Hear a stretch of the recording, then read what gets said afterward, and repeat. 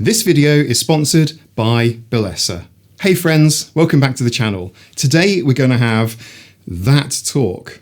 Yes, the sex talk. The one many of us never got, especially growing up neurodivergent. And if you're autistic or have ADHD, chances are your sex education was, well, minimal, awkward, or non-existent. And maybe people assumed that we don't have sexual feelings. Myth alert. Totally false. I mean, where do they think autism comes from? Or that they tried to protect us by avoiding the topic altogether. But, as the saying goes, we need to talk about sex, and like adults, openly, honestly, and without all of the learned shame. Before we deep dive in, and yes, we are literally going deep diving in this segment, I've got an amazing and unique giveaway to tell you about, because this video is brought to you in collaboration with Bellesa. Bellesa is a company whose mission is to empower everyone to embrace, explore, and celebrate their sexuality. My friends at Bellesa and I are literally sending out free toys or gift cards to everyone who signs up to my giveaway. Seriously, everyone who enters my giveaway with Bellesa will receive either a free toy or a gift card for one. Everyone's a winner, baby, that's true. That's the truth. And I will be donating 100% of the proceeds from this collaboration to a charity chosen by the Autistic community on our Discord. Everyone's a winner, baby, that's no lie. That's no lie. You never fail to satisfy.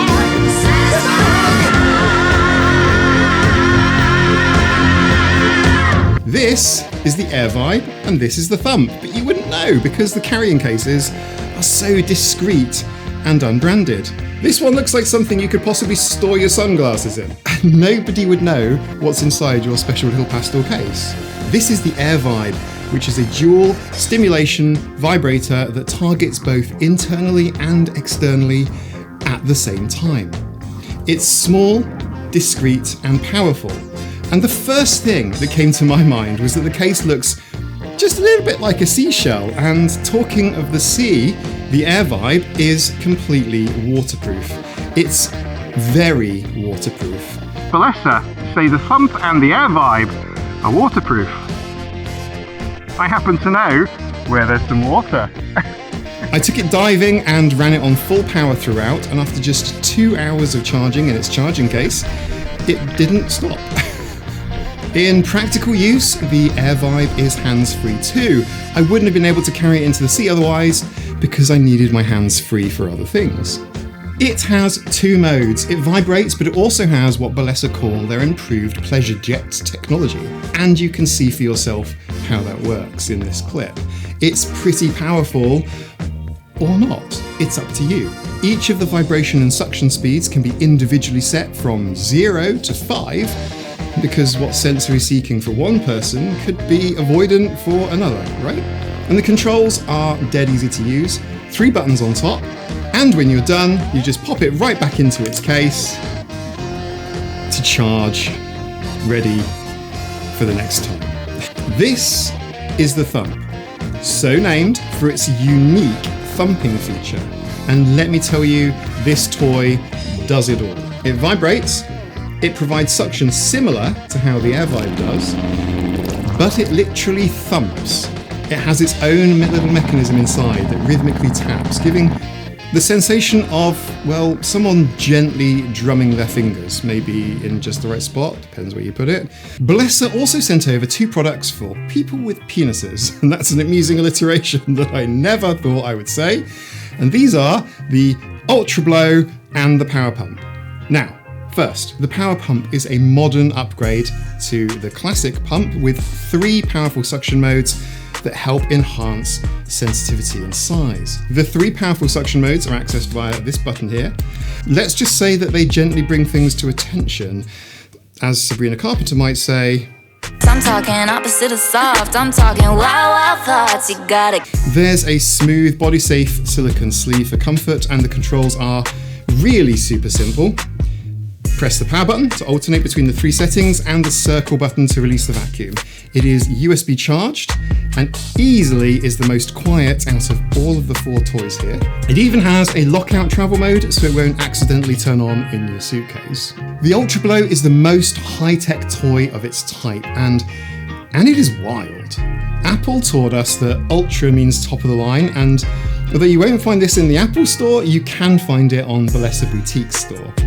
It has 2 stimulation rings inside, made from soft, body-safe silicone. The top ring rotates and the bottom ring thrusts up and down, giving multiple sensations at the same time.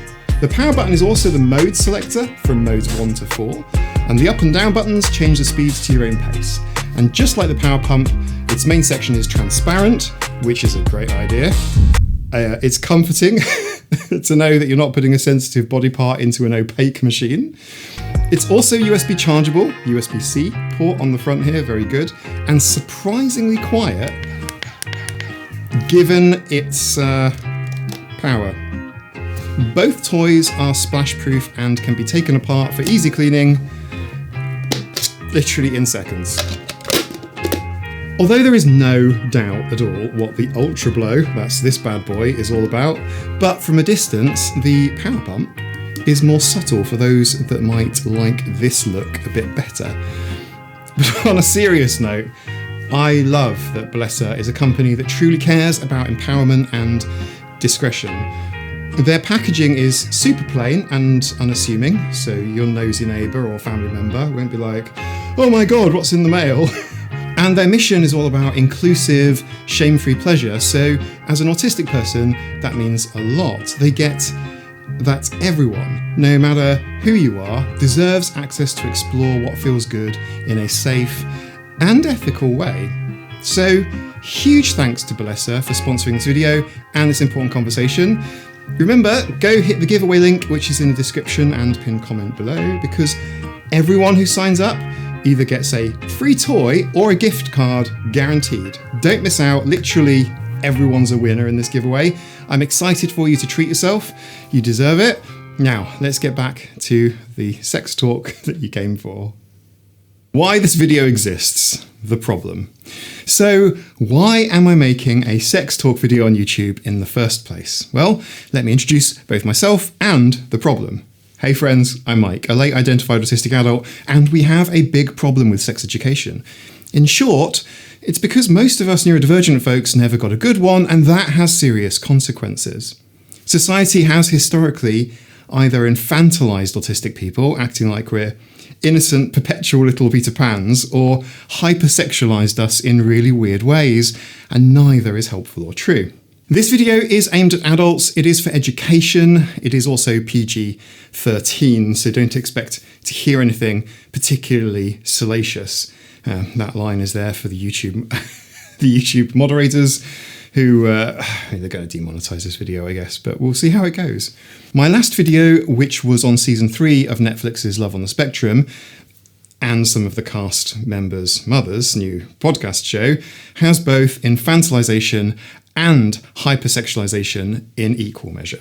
The premise of that show seems to be that it's made for a neurotypical audience to be entertained by the perceived mating rituals of autistic people with adult bodies, but so often portrayed in the editing like they're baby animals taking their first steps. The video is linked below if you want to hear more, but the point is that many autistic and ADHD adults do have sexual feelings and desires, just like anyone else. And for those who don't, hello asexual and aromantic friends, that's normal and valid too. The point is, we're all individuals, there is no one-size-fits-all narrative.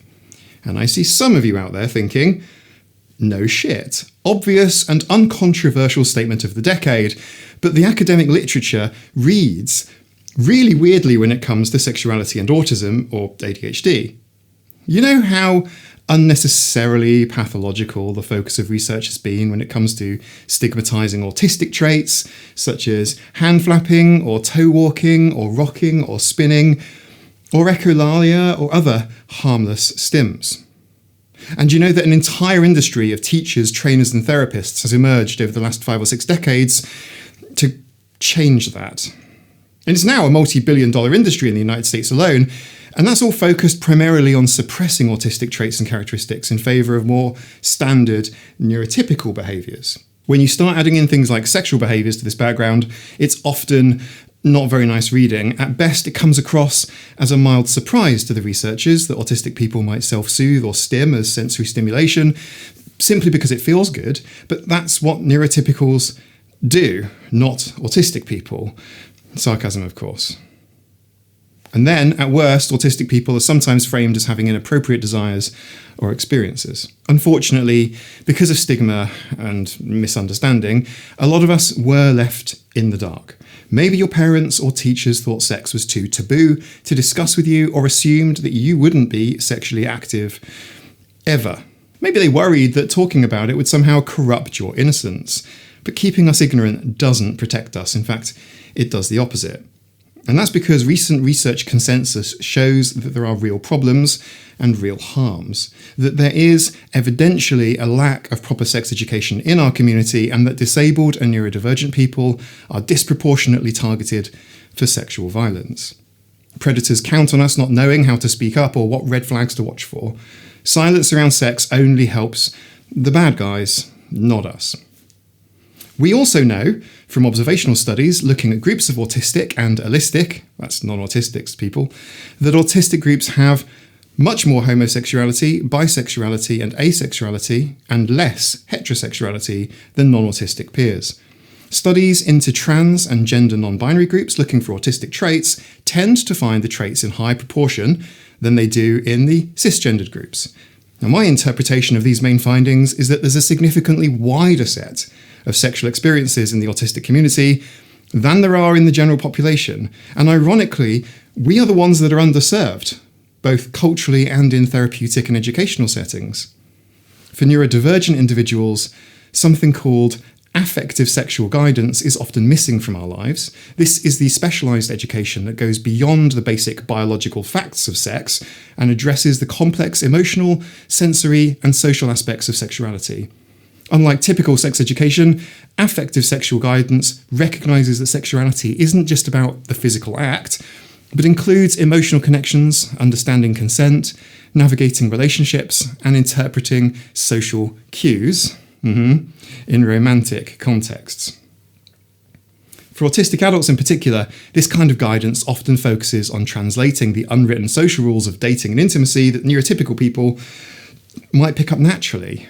It includes explicit instruction about reading body language, understanding figurative language in romantic contexts, and navigating the sensory aspects of physical intimacy that we've just discussed. The affective part is crucial because emotions and sexuality can be deeply connected, and many autistic people report feeling disconnected from their emotional experiences at best, especially during maybe intimate moments, and having difficulty articulating their feelings to partners.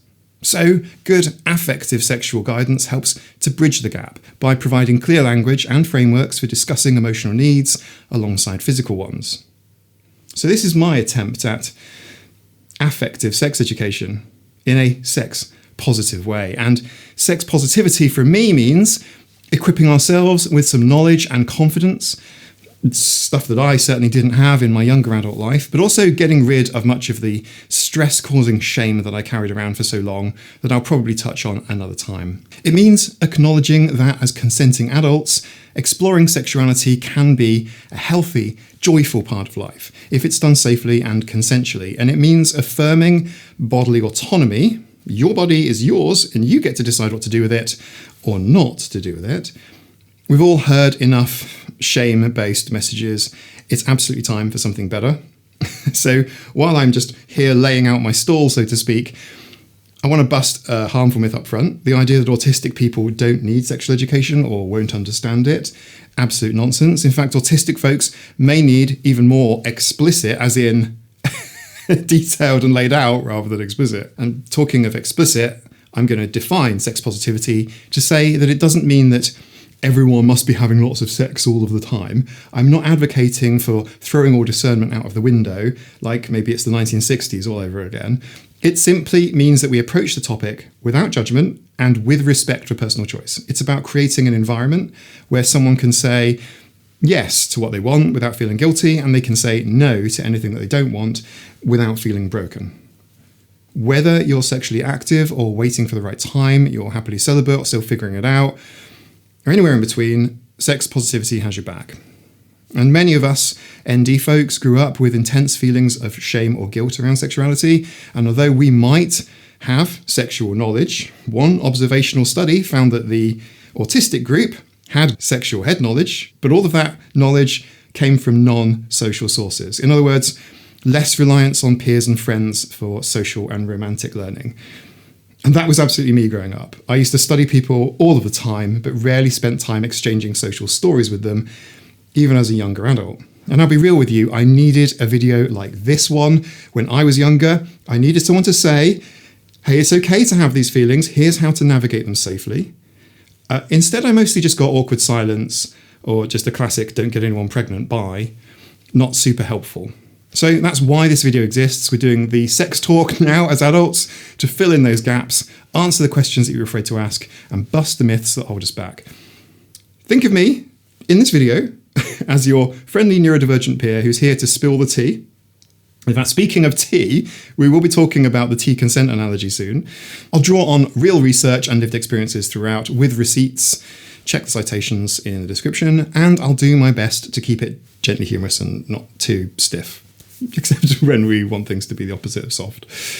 Sorry, had to. Take a deep breath. We're in this topic together. Ready? Let's move on to the first big aspect of the sex talk, sensory stuff. If you're autistic or ADHD, you probably have opinions about sensory input. What feels good, what feels awful, what's overwhelming, and what's soothing. Sensory sensitivities play such a huge role in how we experience sex and physical intimacy. And this is something traditional sex ed never covers. They give some basic biology, the ins and outs, and a heap of don't do it, but zero about how touch, sound, smell, etc. can make or break the experience for sensory sensitive people. So let's talk about it. Our senses just work differently, period. We often process touch, taste, sound, and smell in a much more intense or less typical way than neurotypicals do. For some people, a light, gentle caress might feel like a tickle torture. Too light can be aggravating. I personally prefer a firm squeeze over a light, feathery touch. For others, a deep pressure bear hug, that could feel comforting for some people, could just feel like being crushed. I love deep pressure, but only in a consensual way. I rarely appreciate light, feathery touch. It's highly individual. One autistic person described it well, saying that our bodies can interpret intensity in non-standard ways. A slight touch might feel like a dagger, while a more forceful touch might not register until later. In a sexual context, this means what's pleasurable versus painful or irritating can be very different from the norm. Let's break down a few common sensory factors in sex. Touch and pressure. Many autistic folks have a preferred pressure level for touch. Some like very light, teasing touches. Others, like me, often need firmer pressure to even register it as pleasant. I'll give a personal example. I do hate light, tickly touches. It makes me squirm away like it's the touch of some sort of unseen arachnid or a fly or something. But a strong massage or someone literally lying on top of me like a weighted blanket can feel heavenly. Speaking of weighted blankets, that deep pressure can release calming chemicals. I love the sensation of water and being in the ocean especially. Incorporating that into intimacy can help in a pressure way, not being in the sea way. Think heavy cuddles, spooning tightly, or using actual weighted blankets in foreplay or aftercare. And it might look unsexy in a movie, but if it works for you, go ahead, right? The key is finding out what kind of touch your body likes, because nobody will know if you don't. Sound. For some of us, the sounds during sex can be distracting or even distressing, or even really, really funny. Moans, heavy breathing, skin slapping. It's a lot of auditory stimuli. And if you have misophonia or sensitivity to certain pitches, it might throw you off your groove. On the flip side, some might crave a certain sound, maybe music in the background to focus or a white noise of a fan. One person's sexy mood music is another person's nightmare, so set up your sound environment. Of course, If music is distracting, just embrace the quiet or use the white noise machine, like I said, like a fan or something. Light and visuals. Have you ever been in a horribly lit room, like an overhead fluorescent light blazing down and been like, nope, this kills the mood? You're not alone. Harsh lighting can be overstimulating and make you way too self-conscious. Some autistic people prefer complete darkness so that they can focus on other sensations. Others might enjoy a visual stim during sex, like a rotating galaxy lamp or lava lamp, something soothing to glance at. If eye contact is intense or awkward for you during intimacy, which is very common for a lot of us, it's totally okay to say, hey, I might not make a lot of eye contact, but I am still into this. I'm still enjoying it, right? You could also use lighting to your advantage here, because low light does mean less pressure to perform the right face dances. If you can't see your face, then it takes that pressure away. Smell and taste. Some of us are very sensitive to smells. The natural smells of sex, so your body odor, fluids, natural smells, or even things like synthetically scented products, candles, lubes, latex, etc., can be either a turn off or a turn on. I mean, pay attention to what scents that you like or loathe. Unscented products might be a must for you. They do exist. Or maybe you find a certain particular smell relaxing, like a lavender-scented essential oil on your pillow or your partner's natural scent. Communicate that. And taste, oral activities, flavors do matter. And if you hate the taste of a condom lubricant, get flavored ones or rinsed ones. If kissing after certain foods grosses you out, looking at you, garlic, maybe have a no garlic before date pact or keep mints handy. These little adjustments can make the world of difference. Overall sensory overwhelm. Sexual arousal itself is a flood of sensory information, heart pounding, skin flush, adrenaline, etc.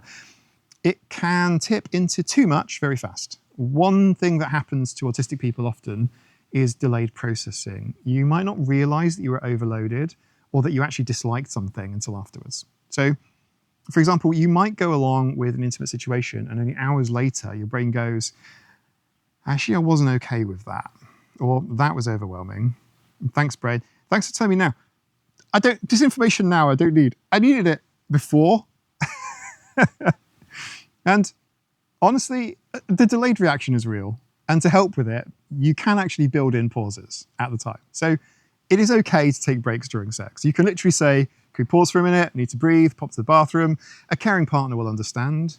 I've done this, stepped away to use the bathroom or go make yourself a cup of tea and then decide if you want to continue or maybe stop for now. Your comfort matters more than sort of finishing a formulaic act. And some ND folks actually crave sensory input. You might be the type that is sensory seeking insofar as you love intense stimulation, like stronger vibration or rougher touch or multiple sensations at once. That's okay too, just ensure it's within safe and consensual limits. You might find that typically certain kinky things appeal to your senses. For instance, bondage, being snugly tied up can feel like being calmed. It can feel like a calming weighted blanket to someone else. Providing lovely pressure or impact play might give you proprioceptive input that grounds you. These things aren't inherently weird or wrong as long as you and any partner communicate and consent in advance. In fact, a lot of neurodivergent folks find that they enjoy some BDSM or kink elements precisely because it offers structured sensation within clear communication boundaries. In the article Comfort, Reassuring and Hot, published in Autism in Adulthood last year, the authors explored the participation in BDSM by autistic adults. It's a small report, only a few adults, but this is such a new emerging area of study that larger cohorts just don't exist right now. This is new, this is very new ground, right? Now, comments about how BDSM had sensory appeals for those interviewed and that the explicit focus on consent was a crucial benefit. And one more note. Sensory sensitivities can change day to day. And if you have ADHD, you know that our interest and tolerance can be inconsistent. One day, you might be all about deep pressure and rough play. Another day, even a gentle hug feels like too much. That's normal for us. Check in with yourself each time. The autistic advocate Taylor, mom on the spectrum, once said, so maybe somebody was with you when you really need a hug or a physical touch, and they offered it and it felt good, but things escalated or moved into a situation that you weren't ready for because you didn't know how to navigate it. So sometimes, this unwanted physical touch can start from something that you did want, and it keeps going, but you don't know where the line is. Consent is fluid. We'll dive into that next chapter, but remember, you can stop at sensory input stage 1 if stage 2 ain't feeling right. Sensory toolkit tips. Don't be afraid to use tools and props to help manage sensory needs during intimacy. For example, keep fidget toys or a stress ball by the bed. Squeezing something that isn't another person necessarily can be really calming if you're anxious, and could be done during the act if you have a hand free. Or have a weighted blanket or favorite stuffed toy nearby. These are not a problem to regulate with. Invest in high quality lubes. Don't buy the cheapest thing. Friction discomfort is a sensory issue that's very easily solved. Avoiding irritation and being comfortable. If certain fabrics bug you, wear clothing or bedding and materials you like. You could even keep socks on if cold feet or the feeling of feet on sheets distracts you. You don't have to do anything the normal way if it doesn't suit your body. Want to have sex with your comfy shirt on because different textures on your torso drive you nuts? Do it. Create the conditions that let you relax and enjoy touch rather than enduring unwanted sensations out of a sense of obligation to be normal. I find water, like I said, incredibly regulating for my senses. You might have guessed that from the ocean and bath footage.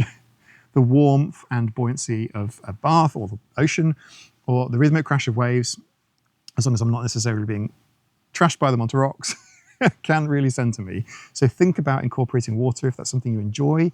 Maybe a mutual massage in a warm bath, or simply using a shower as a safe break if things get intense. Personally, the bath and the shower for me, I like it. It's my alone time.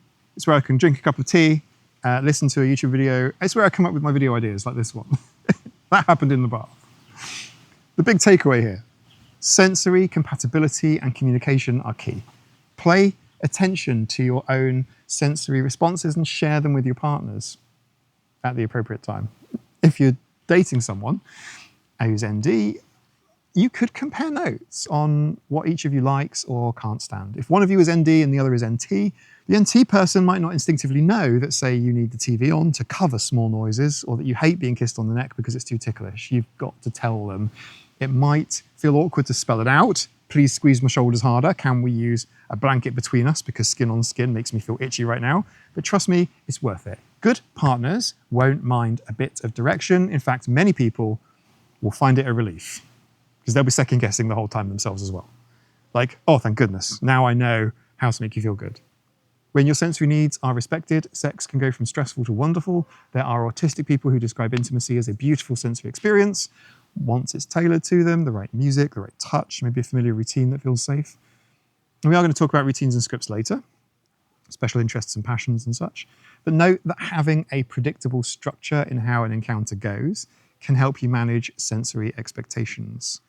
For example, you might agree in advance, let's start with a back rub, then clothes off, then whatever activity. And knowing the order can help prevent the jarring shock of an unexpected sensation. So, I think that pretty much covers the sensory side. Basically, customized experience for your nervous system, and it's not weird to do so, it's smart and healthy. Your pleasure is as legitimate as anyone else's, even if you think it might look a bit different. With that foundation, let's move to a topic that goes hand in hand with sensory needs, consent and communication.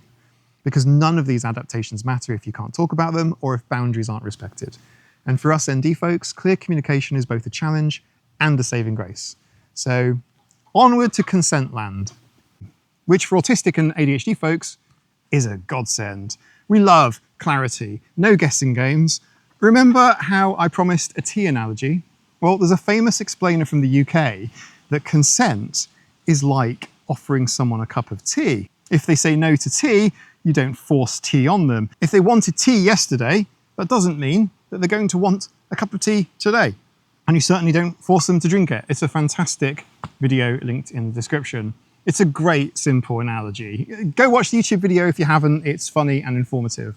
The point is yes, no is no, only for the time, and anything other than an enthusiastic yes is a no. Consent should be explicit, not assumed. And it's not a free pass forever. Now, Why is this extra important for autistic and ADHD individuals? I don't know, a few reasons. Reading between the lines. Autistic people often struggle with unspoken social cues. Flirting, implied consent, body language, it's a tricky minefield. We might not automatically catch that someone tensing up means that they're uncomfortable, or that a certain tone means no, even if the word no isn't used. Conversely, neurotypical partners might expect us to signal or hint at things instead of stating them, and then they get confused when we don't. This mismatch can be dangerous without conscious effort, and that's why verbal, explicit communication is so important for us. We can't and shouldn't rely on mind reading or subtle hints in sexual situations. Say it clearly. If you want to stop, say, "Stop, I just need a break." If you're unsure what your partner wants, ask. Seriously, asking, "Do you like this? Do you want to keep going?" It's not unsexy, it's caring. One study even suggested that incorporating such direct check-ins could help autistic people navigate those blurry situations that often lead to trauma or confusion. We thrive when expectations are explicit. So never be afraid to simply spell it out. Delayed processing and freezing. We touched on delayed processing of events, like realizing after the fact that you were uncomfortable or that something sexual happened without your full consent. This, sadly, is a common scenario in our community. Some of us, when we're overwhelmed or unsure, we might fawn or people please or go along with something in the moment only to later dissect it and feel a bit violated. It's heartbreaking. Many autistic people, especially women and non-binary folks, have found themselves victims of sexual trauma, partly due to this delayed internal alarm bell. They might not have reacted with a firm no at the time because their brain was still processing what was happening, or they were afraid to offend, or they just froze. The flight, fight, or freeze response is real, and freezing is one of the options. If this has happened to you, let me say it's not your fault. The responsibility is always on the person who crossed your boundaries, not on you for processing slowly or freezing. However, going forward, we can arm ourselves with tools. One is agreeing on non-verbal safe signals with trusted partner. If you go non-verbal under stress, perhaps a hand squeeze or tapping out could mean pause, but only if you both know that ahead of time, of course. Another is practicing self-advocacy in lower stakes settings, so that it's easier in higher stakes ones. Even practicing saying like, "No thank you," loudly to a mirror can help build that sort of verbal muscle. And if you need time to process, you can absolutely say to someone after an encounter, "Hey, I've been thinking about what happened and I realized I was not okay with X. We need to talk about it." Consent and boundaries can be revisited after the fact too. It's messier, but it's better than silent hurt. A good partner will listen and apologize if they overstepped unknowingly. If they gaslight you, something like, "Oh, you seemed fine, you're overreacting," huge red flag, we don't need that, trust your feelings. Naivety and trusting nature. Autistic people are often very trusting. We tend to assume that others are as honest and straightforward as we are ourselves. And this can make us vulnerable to manipulation. We might not pick up on someone having ill intentions until it's too late. The hard truth is that not everyone who shows romantic or sexual interest has your best interests at heart. Some creeps specifically target disabled or autistic individuals too, thinking that we're perhaps easier to coerce or won't fight back as much. It makes my blood boil, actually, but it is a documented problem. Research indicates that for autistic women, for example, suffer sexual violence at 2 to 3 times the rate of non-autistic women. Why is this? The predators exploit our social innocence and our tendency to blame ourselves. You are allowed to be skeptical. It's not rude to insist on clear communication. A respectful person will happily clarify and respect a boundary. A manipulator will pout or push you. That is a quick litmus test. If someone ever tries to make you feel guilty for setting a boundary or says stuff like, "I thought you liked me, why are you making such a big deal?" Step back. You deserve people who respect no as no and who check in with you. Maybe they just have some growing up to do, but that's not for you to do for them, right? Flirting. I did a video on this last year. Being a bit more obvious. And then she deck, she jumbled off the floor, and even then he probably thought she tripped. More on this story in a bit. Yeah. I mean, so many autistic folks have stories of being accused of flirting when they're just being nice, or missing that someone was flirting with them entirely. This can lead to big misunderstandings. For instance, you might be very friendly and smiley, maybe you're masking socially, and somebody thinks that you're coming on to them when you're not. They then make a move and you're like, awkward at best, dangerous at worst. Conversely, you might be interested in someone but not know how to show it, properly. So they assume that you're not into them and push your gentle no because they misread you. It's a mess. And this is literally in the misunderstanding rather than malice part. The solution, again, is explicit communication. If you're not sure whether someone is flirting or wants to get physical, ask in a light way. Hey, I'm not so great at reading signals all the time, so are you hinting that you'd like to kiss, whatever, or am I misreading you? It might feel a bit uncool in the moment, but honestly, I think it's cool to be direct. I've literally said, hey, I'm interested in you, but I might miss if you're flirting. You want to take us on a date or something? Tell me, I won't be offended either way. It just clears the air, and guess what? They appreciate the clarity. Sometimes I even use that in banter. Sometimes if people are being a little bit too much, I'll be like, I don't know if you're asking me on a date or anything, but like, I have a partner. And usually people go like, whoa, whoa, whoa, whoa. I don't mean it like that at all. It's kind of fun. But one important aspect of consent is that it's ongoing and specific. Saying yes to one act doesn't mean yes to all. Autistic people often prefer to know the plan, so it can help verbally, it can help us verbally kind of like plot the progression. Look, for example, you and your partner agree to kiss and cuddle, but you're not sure if sex is on the table tonight. You can say up front, I'd like to make out, but I'm not ready to have sex tonight. Is that okay? And that way you both know the limit. Or if things change, you can update and say, hey, this feels really good. Can we go further? Are you okay with trying X? Some ND couples even have a code system, like a color system. Green is yes, go. Yellow, approaching limit. Red, stop. It just makes it easier to communicate sometimes during the heat of the moment without overthinking words. Just do whatever works. The goal is that everyone is on the same page. Communication isn't just about consent in the yes-no sense. It's also about communicating your needs, desires, and boundaries clearly. This is an area where ND folks actually have an advantage when we choose to use it. We're often naturally straightforward. We're not pressured to be polite. Like, just expecting your partner to just know what you want is unrealistic for anyone, but especially in neurodiverse relationships. We can't necessarily rely on intuition. We need information. If you're here looking for tips, you can take this one. It's been one of the biggest things I've done. And it's literally one of the biggest things I've done. And it's literally just to be thankful and to express that. And to thank and not take for granted those things done for you or for your home, where you live. Like, you could say things like emptying the dishwasher. Thanks for doing the dishwasher. Thanks for emptying my laundry, and so on.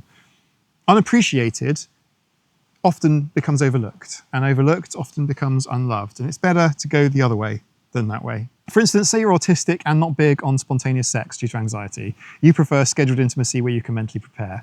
It might seem unromantic to schedule, I don't know, like Tuesday, so no, that's live stream day. Friday, 8 p.m, date night with possible sex. But if it reduces your anxiety and sensory issues, it will likely make the experience so much better. Tell your partner, hey, I realize I do best when I know ahead of time that we might get intimate. Can we plan for it rather than being surprised? That way I can make sure that I have the right mindset and energy. A good partner will be like, sure. They might even enjoy the anticipation that comes with planning. Neurotypical scripts around sex in media often emphasize spontaneity and heat of the moment as the ideal. And that's a myth that we can discard right now, because consent and great sex can be utterly intentional. In fact, for us, it often needs to be, and that's perfectly fine. If you're hooking up with someone new, establish some ground rules clearly. This is actually a time that you might choose to disclose neurodivergence, for instance. You could say, by the way, I'm autistic ADHD, which means that I sometimes communicate a little directly and have some sensory quirks. I like to be very clear with consent and appreciate the same in return. This sets the stage that you have boundaries and need openness. Most decent humans will respond positively, and If someone reacts poorly or dismissively, red flag. Better you know now. And let's talk quickly about digital consent and communication too, since that's part of modern life. Sexting, sending nudes, etc. Neurodivergent folk can actually enjoy forms of communication that are digital rather than necessarily in person because it's not face-to-face, you don't have that pressure, and you have time to draft a response, but always get consent for anything explicit. Don't send an unsolicited nude. No one likes the surprise dick pic. Seriously, all of my female family members and friends have received them. And we're going to get to this topic later. And conversely, if somebody sends you something that you didn't want, you are simply allowed to say, I prefer we keep texts PG-13 for now, or simply just not engage. If you're into sexting, you can also clarify some boundaries here. What's okay, what's not okay, any triggers. Some ND folks might have trauma triggers around certain language, for example. It's good to check. And as always, be mindful of privacy and legality. Under 18 folks, in any capacity, off limits, obviously, this video, and in fact these practices, are for adults only. And if you're exchanging pictures, trust is key, and consider using apps that have disappearing messages, or at least an agreement that they stay private. But frankly, always treat whatever you share digitally as potentially permanent, because it is. And one more angle, consent for ND versus ND interactions. When both partners are neurodivergent, you might actually have a somewhat easier time being blunt and literal, which is great. You might also have unique quirks, which is like two rule books kind of merging. For example, two autistic partners might each have strong preferences. Say one hates being touched on the head, the other needs 30 minutes of alone time to decompress. Those things need to be communicated so neither person takes it personally. For ADHD, communication might mean addressing things like impulsivity. If you have ADHD and know you sometimes blurt things out during sex, maybe an unrelated thought, it does happen, you can give your partner a heads up and even make it a light-hearted thing. You could say, I have ADHD, so if I randomly ask, did we lock the front door in the middle of making out? Please don't think it means I'm not into you.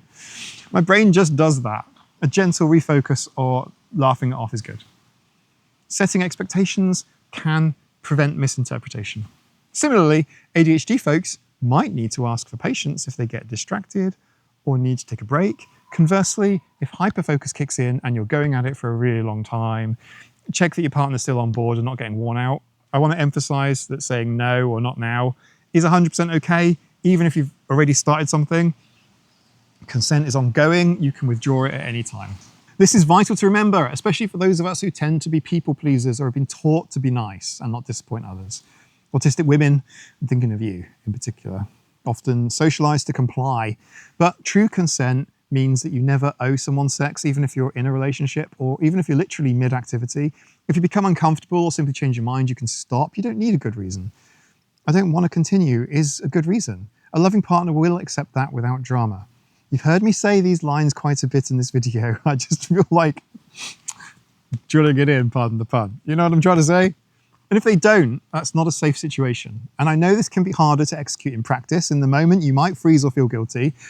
And that's why I advocate practicing communication. Practice it lower stakes first. I have a video on boundaries, if that's helpful to you. And then when it's higher stakes, you're less likely to freeze. You're training yourself, building up your confidence to set boundaries in small ways. That helps for the bigger moments. And guess what? Clear consent can be sexy and fun. It doesn't have to be clinical. You can weave it in. May I kiss you here with a flirty smile? Tell me if you want more of this. Say it in like your best sultry tone, whatever. Enthusiastic consent where both people are clearly into it can heighten the excitement because you both feel safe and understood. How is that not a win-win? I'll quickly sum up and say that communication is the secret sauce for great sex, especially for us neurodivergents. Spell things out. Don't assume. Ask questions. Be honest. Say, I like this. I don't like this. I like that. I don't like that. I'm nervous. Do you know what I mean? Use tools like safe words, lists, scheduling, whatever helps. Educate yourself on consent. If you haven't, do watch the Consent Tea video. It's hilarious. It's got a very valid point. You should totally watch it. It's a really good place to start. And crucially, having these skills protects you from a lot of potential harm, not just in the bedroom. Knowledge truly is power here. All right, heavy stuff, but fundamental. Take a breather if you need it. Ocean wave sounds in the background maybe, or just listening to the chickens, especially if you've had negative experiences. You aren't alone, and there are support resources out there if you're dealing with trauma, therapy, support groups, etc. Reaching out is a sign of strength, not weakness. Now, let's tackle a related issue: how autistic people are often infantilized and treated like children, and how that impacts our agency in sexuality. This one gets me really fired up, so get ready. Chapter 4, Infantilization and Agency, or We're Grown-Ass Adults, thank you very much. And this is a big one. Society has a nasty habit of treating disabled and neurodivergent people as if we're forever kids, incapable of agency or adult decisions. Have you ever noticed how some people talk to autistic adults in a sing-song voice or assume that we don't want romantic relationships?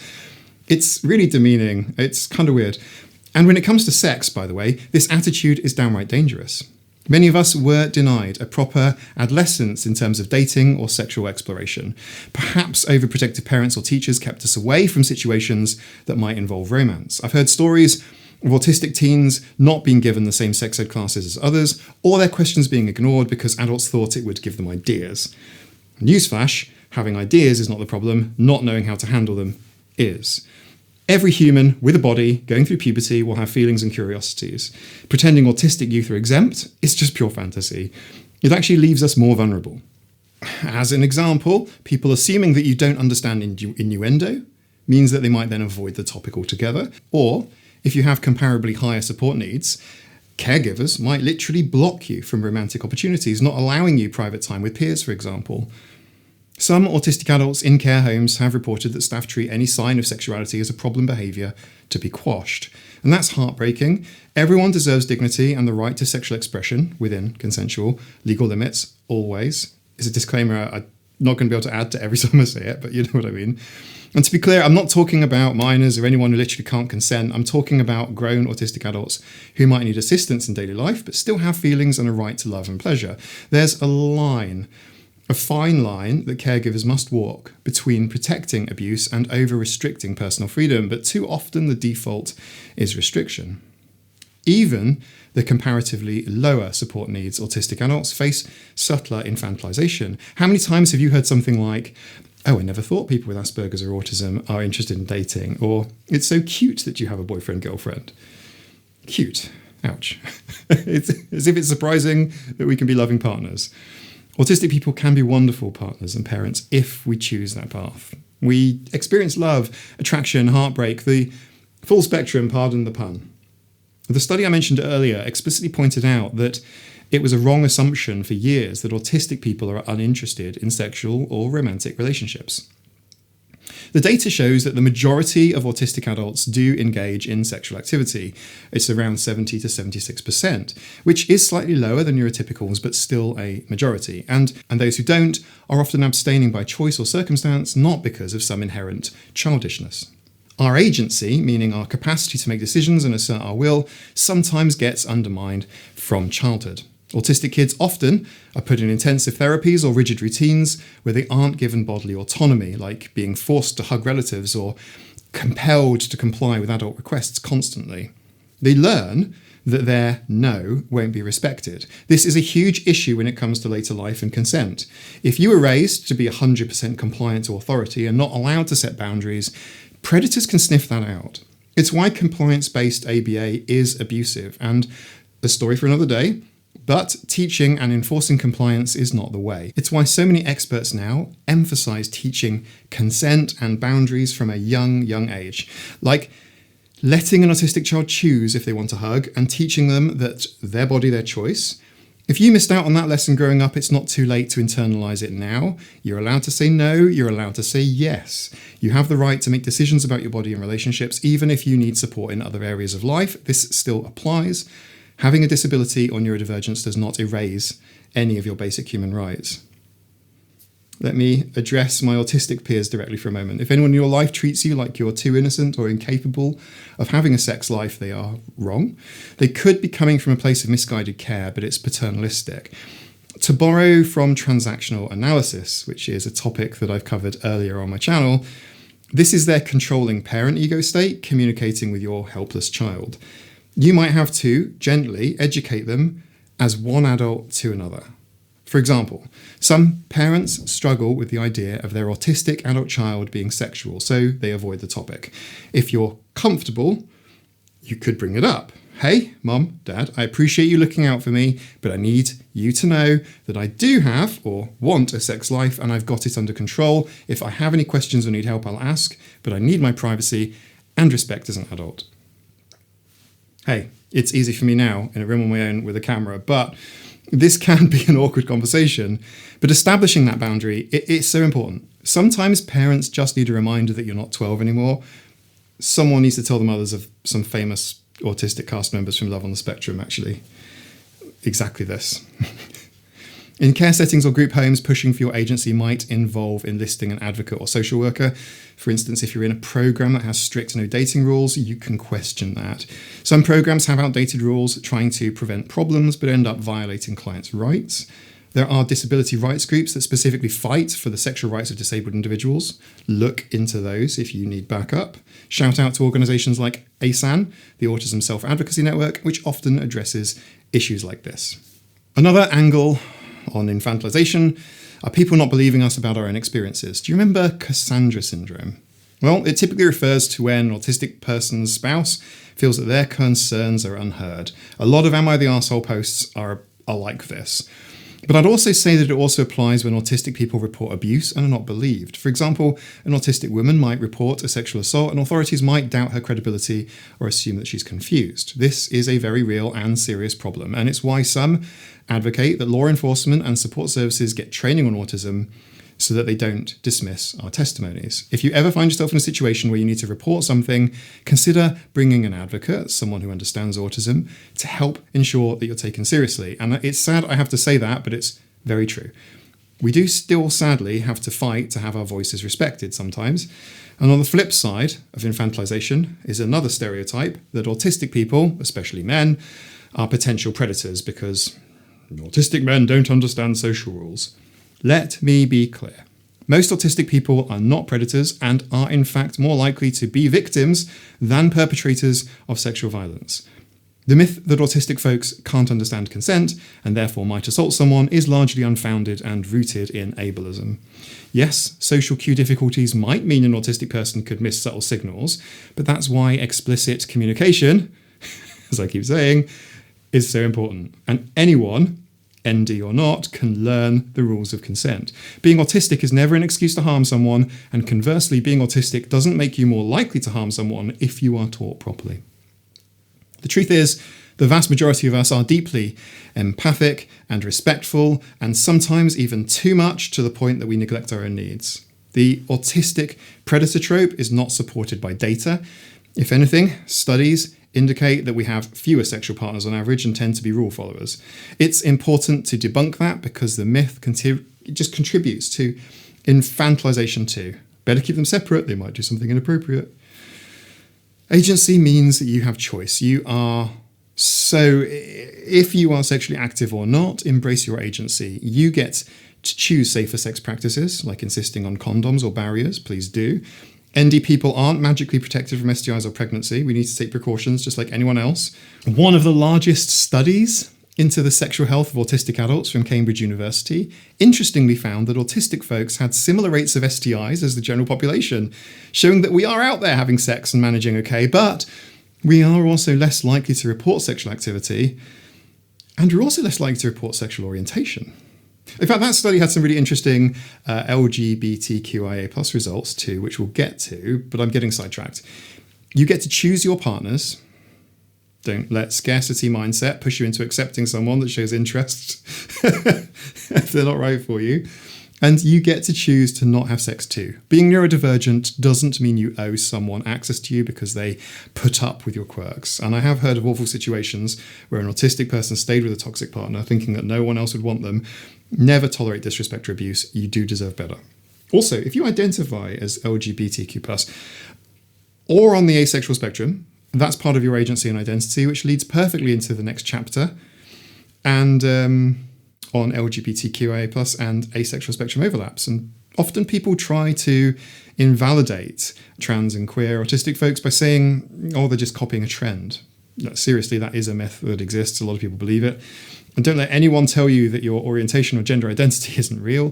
Autistic individuals are actually far more likely to identify as LGBTQ+ than the general population.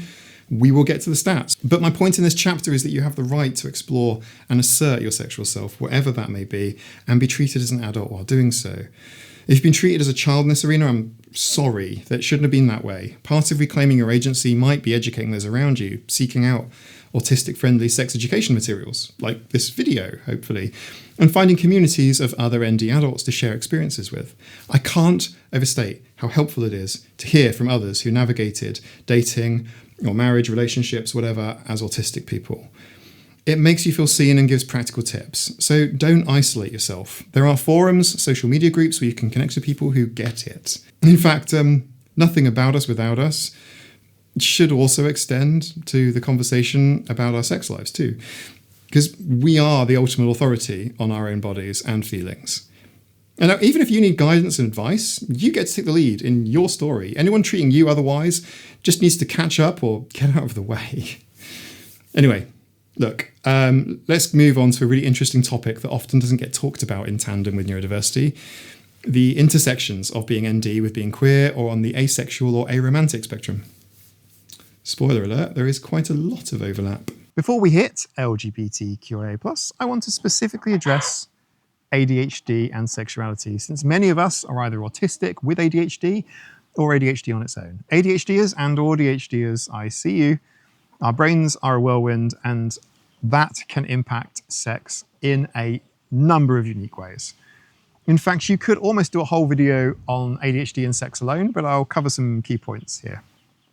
First off, ADHD is characterized by things like impulsivity, difficulty with sustained attention, and sometimes sensory seeking or need for stimulation.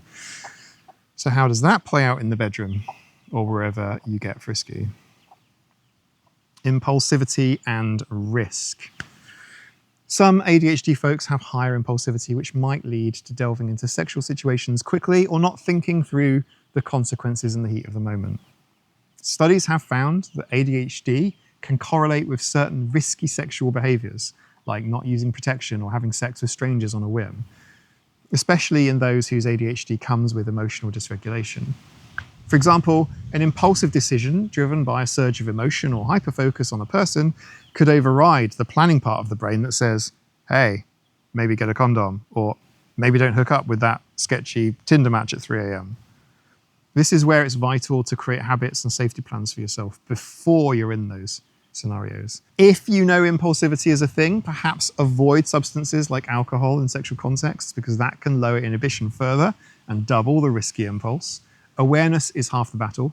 ADHDers can absolutely have safe sex lives. It just takes maybe extra mindfulness to counteract the jump before thinking tendencies. Hypersexuality versus hyposexuality. ADHD seems to be linked with a polarized range of sex drive in different people.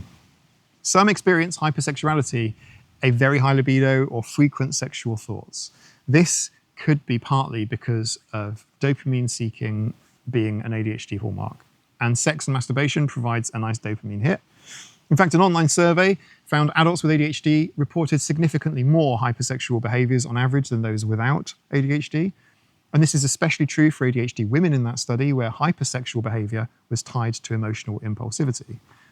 Hypersexuality might manifest as wanting sex more often, masturbating several times a day, or using porn frequently, as long as it's not distressing or compulsive. A high sex drive isn't inherently a problem. Just be mindful to channel it in healthy ways. You know, consenting partners, safe solo fun, rather than cheating or unsafe encounters because you feel an urge. Those lead to regret and harm, but story for another day. On the flip side, some ADHD folks experience hyposexuality or periods of low sexual interest, and this could be due to ADHD-related factors like distraction. I mean, it's hard to get in the mood if your brain's bouncing around, or side effects of ADHD meds. Stimulants can sometimes reduce appetite and sex drive for some people. Also, ADHD often coexists with moods, which can dampen libido. Either hypo or hyper is possible, and you might even swing between them. Hello, inconsistent dopamine levels. Communication with partners is key again. Let them know if you're going through a low libido phase so that they don't feel unwanted, or if you're in a high libido phase, make sure they're comfortable with the frequency you're seeking. And if not, find solo outlets or compromises. Distractibility, staying present. This is a classic ADHD struggle. You're in the middle of sexy time and suddenly your brain goes, did I pay that bill? What is that noise? Hey, cool idea for a project. It's not that you're not enjoying what's happening. It's just that your mind is never single-threaded. It can lead to difficulties in climax or just not savoring the moment fully. Strategies to combat this: engage multiple senses to anchor you, focus on sensory detail, the feeling of your partner's skin or the rhythm of a movement or background music, something to gently refocus you when you catch your mind drifting. Mindfulness practices outside the bedroom can help train for this too. Another trick, active participation. ADHD minds often wander when passive, so try positions or activities where you have a task, like you take the lead in some way, and that helps keep you mentally involved. Some ADHD folks benefit from a little extra stimulation even during sex, like squeezing a stress ball, seriously, or humming or something, just doing something. It might look odd, but if it channels the restless energy, why not? If you lose focus, don't panic, it happens. You can even playfully admit it. Oops, my brain went to Mars for a second, but I'm back. A good partner will understand, especially if you've clued them in about ADHD ahead of time. Novelty versus routine. ADHD brains love novelty. In long-term relationships, this can translate to craving variety in your sex life. While autistic folks might prefer familiar routines, ADHD folks might get antsy if it's the same each time. If you both have autism and ADHD, fun combo, you might feel both pulls, like part of you likes the safety of routine, another part is bored. The solution is balance. Introduce novelty within structure. For example, you could have a regular date night, which is structure, but try a new activity or role-play scenario occasionally, which would be novelty. Or vary the location. If you always stick to the bedroom, maybe try somewhere else once in a while. If you find your interest waning, communicate with your partner and spice things up collaboratively. Maybe buy them a new toy. I mean, Bellesa's got some ideas. On the other hand, ADHD hyperfocus can sometimes make you get really into one thing, perhaps a specific fantasy or porn genre. And watch out that that doesn't become a fixation that then excludes your partner's comfort. Rejection and sensitivity. Many ADHDers have rejection-sensitive dysphoria to some degree. Basically, the feeling of perceiving rejection like a stab to the heart, right? Like over-feeling rejection. In sexual relationships, by the way, this is not good. It can be really tough. If a partner says not tonight, an RSD-prone person might spiral into, they don't love me, I'm not attractive. And it's important to reality check. A no to sex is often not personal. Everyone has off days. The best way through this is open communication. If you're the one saying no, ND or not, reassure your partner if you sense disappointment. I'm just tired, I love you, and you're super attractive, I just can't tonight. If you're the one feeling rejected, remind yourself it happens to everyone. Resist the urge to catastrophize. Maybe have a plan for self-soothing, like, if my partner isn't in the mood, I'll journal or play a game to distract negative thoughts. Or even just say no worries. Mind if I take care of myself? Some couples are fine with one person finishing on their own. It can actually be kind of sweet, maybe, and not rejecting at all if both are okay with it. The point is, don't let RSD create a wedge of resentment. Talk it out in the daylight, like, hey, when you turned me down yesterday, I felt a bit insecure. Could you maybe give me a quick kiss or reassurance next time so that my brain doesn't go haywire? Most good partners would be happy to do that once they know. Executive functioning and planning. And this might sound unromantic, but practical stuff like remembering to refill birth control or buy condoms or whatever can be hard with ADHD's forgetfulness. The same systems you use to manage executive functioning elsewhere, they work here as well. Set up systems like alarms for taking certain birth control products or subscriptions so you don't run out. If you struggle to remember STD scheduling schedules or other health maintenance, tie it to something. Maybe test every birthday or every New Year. If organizing a date leading to intimacy is a challenge, you could just ask a partner maybe. So you plan, can you do this? Can you plan the date night? My brain's overloaded. The same stuff, it can be brought in here too. Although there are some benefits to ADHD, right? Like it's not all challenges, because ADHD can bring a lot of passion and creativity and playfulness to a sexual relationship. That novelty seeking can make you a fun, adventurous lover, open to trying new things. Hyperfocus, when it locks onto your partner, can make them feel like the center of the universe, at least until a squirrel runs by. Just kidding. But seriously, when an ADHDer is dialed in, they can be very attentive. Our spontaneity can lead to memorable romantic or sexy moments, maybe not too spontaneous without prep. Also, ADHD folks often have a great sense of humor and can laugh off awkward moments, which keeps things light and builds intimacy. Lean into those strengths. If you have an idea to dress up in goofy costumes and make love under the stars at midnight, hey, that might be an awesome adventure. Just do a bit of planning to ensure safety and comfort and just go for it. One caution, ADHD and substance use sometimes go hand in hand, self-medicating, etc. And mixing that with sex can lower inhibitions and create risky scenarios. I don't want to lecture, but be mindful. And ADHD medications, some people find stimulants either decrease the libido or improve focus so much that they engage better in sex. It just varies. If medication is affecting your sex life in a way that bothers you, talk to your doctor. There might be alternatives or dose adjustments. To get the full picture here, we do need to talk about being LGBTQIA+, or on the ACE spectrum, while being neurodivergent.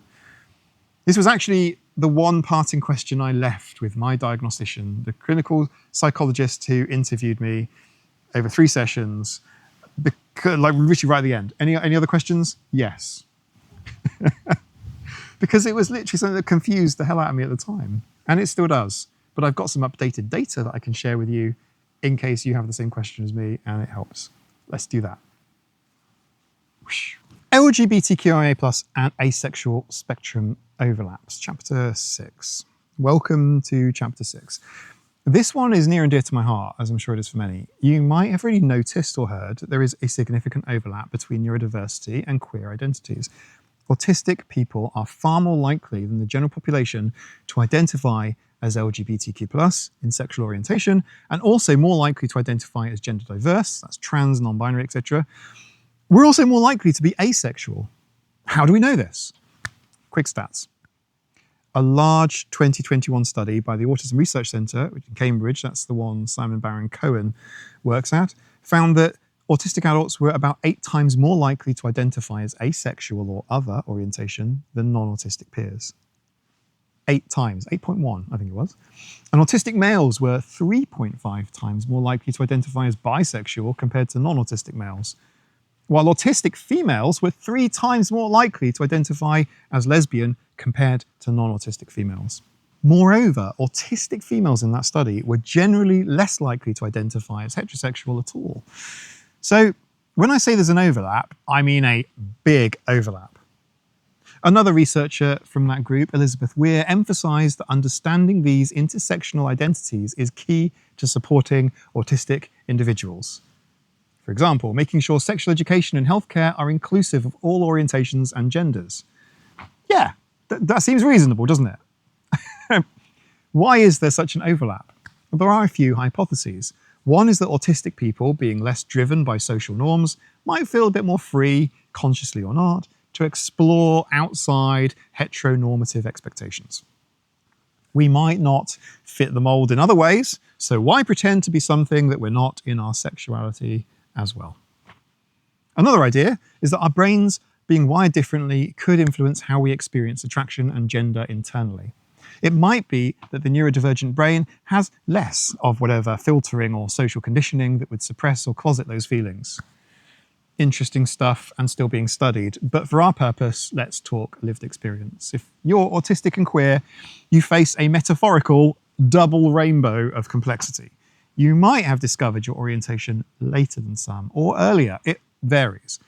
Some autistics report that they didn't really conform to typical gender roles in childhood, or didn't grasp them, which in a way freed them to explore. Others might have been so focused on coping with autism that thoughts about sexuality and gender took a back seat until adulthood. Either way is common.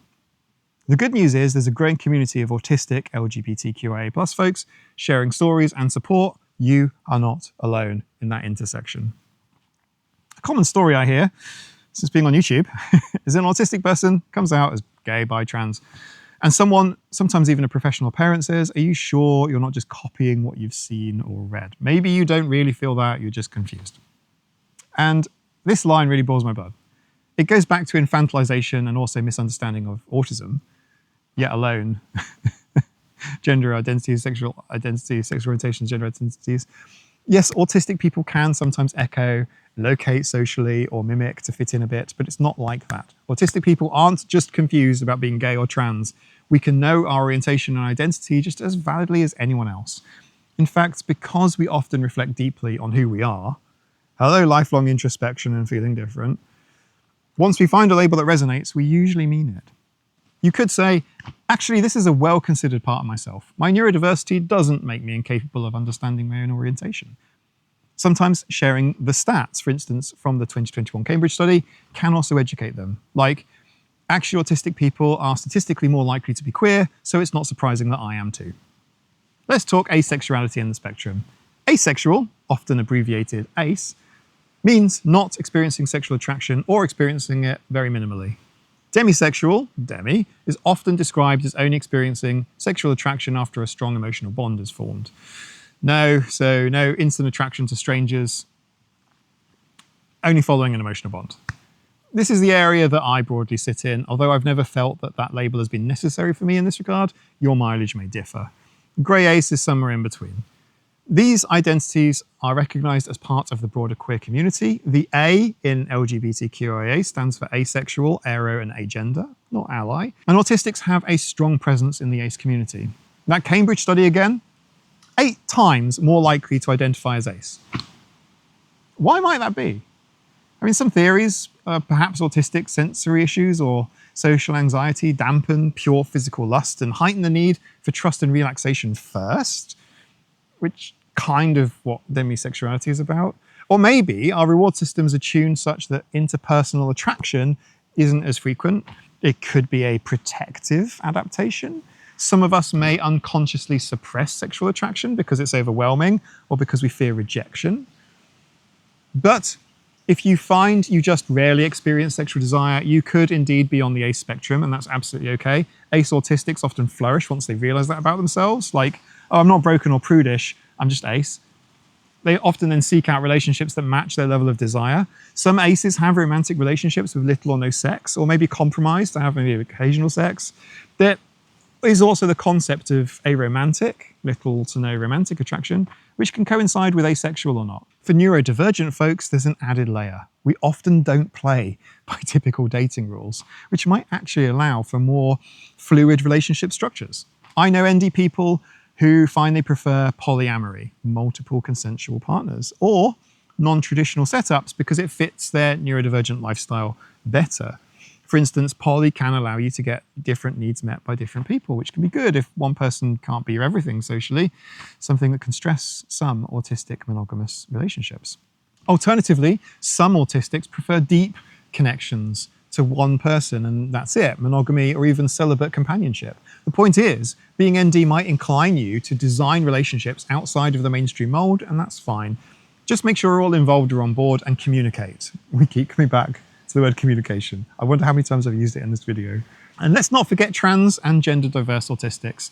There's a recognized overlap there too. Many autistic folks are trans, non-binary, gender fluid, etc. And there is speculation that since autistics aren't as strongly driven by social gender norms, we're more likely to realize or accept when our gender identity doesn't match our assigned sex. If you're trans, non-binary, and autistic, you might face doubly ignorant comments like doctors attributing your gender identity to your autism. In England, at the moment, the NHS is looking to implement the CAS review principles by, in part, moving towards a model where autism screening is mandated for under 18s who are seeking gendered healthcare. So what happens next is anyone's guess, but it's fair to say that it's complicated, and double complicated if you're also trans or gender diverse. So, how does all this intersect in practical sexual terms? Well, if you're queer and ND, you might have the challenge of finding partners who accept both aspects of you. The awesome news is the queer community, especially younger generations, are becoming very neurodiversity aware and inclusive. I've seen LGBTQ spaces actively welcome autistic folks and educate about each group's needs. After all, diversity is kind of the whole point. You might find a partner who themselves is queer and or ND. They might get you more easily than a cis hetero NT partner might on certain things. Not to stereotype, there are wonderfully understanding cis het NT partners too. One caution in overlap. If you feel very disconnected from sexual attraction, just ensure it is truly your orientation and not a result of, say, trauma or internalized shame. It can be both. Someone could be ace and have trauma, but exploring that with a therapist might help if there's any doubt. Because some autistic people were so shamed or bullied, they think that they might have no desire when they actually really do. It's just buried under that fear. Unpacking that with a professional can lead to either reclaiming a suppressed libido or confirming that, nope, I genuinely don't experience attraction and I'm cool with that. Both outcomes are okay. The key is better self-understanding. Better self-understanding. I also want to mention the joy of these overlaps. It's not all challenges. Many people find that once they embrace their neurotype and their queerness or whatever else, they find they feel more whole and alive than ever before. It can be a beautiful journey of self-discovery. And I've seen autistic people say that figuring out that they were non-binary or bisexual finally made so many pieces click into place. That almost sounded like a puzzle metaphor. It wasn't. But like so many things clicked into place, alleviating a lot of mental distress. It just helps so much. We mask so much in life anyway. Unmasking in both neurodivergent and queer senses can be extra liberating. All right, onwards. The next chapter dives into something many of us have experienced, especially the guys here among us. The nice guy trope and gendered safety experiences. This is about understanding the social dynamics of dating, respect, and the reality that what men and women and others experience can be very different. It's something that I didn't start to learn about until after my divorce and making new adult friends. And this channel is nothing if not a way for older Mike to time travel back into the past and help younger Mike fix things. So then, see you there. Chapter 7, the nice guy trope and gendered safety experiences. And I'm talking to the men and masculine folks watching, whether you are ND or NT. And if that's not you, or you don't want to hear it, feel free to use the chapter markers to skip to the stimming bit in the next section.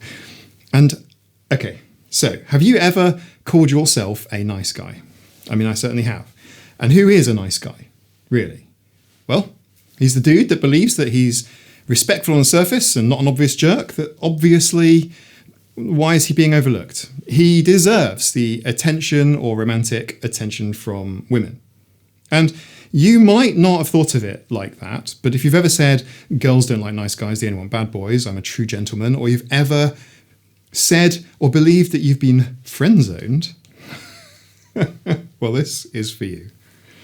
Why bring this up in a video for autistic folks? Because some autistic men, not all, can accidentally fall into the nice guy pattern out of frustration and confusion. Society didn't teach us well how to approach dating at all, right?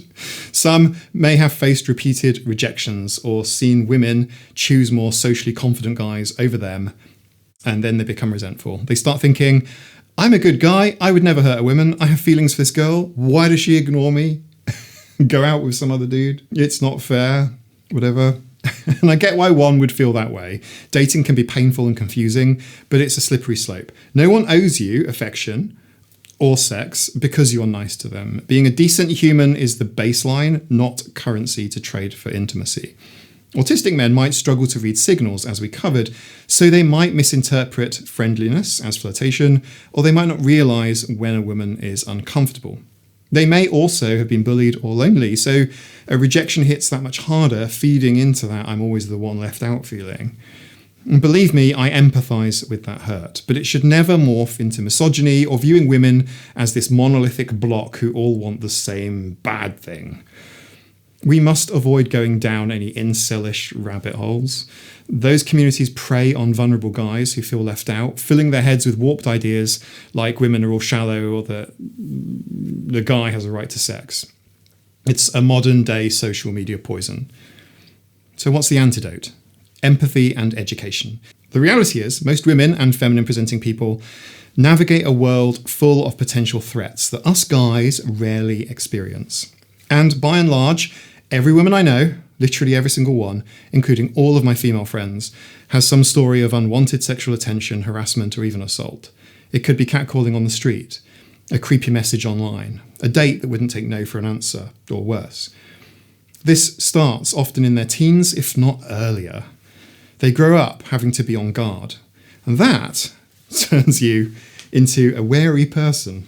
So when a woman turns you down or doesn't seem eager to give you her number, it's not necessarily about you personally, it's about her safety calculus. She doesn't know if you're truly a nice guy or one of the countless men who claimed to be nice that then turned nasty.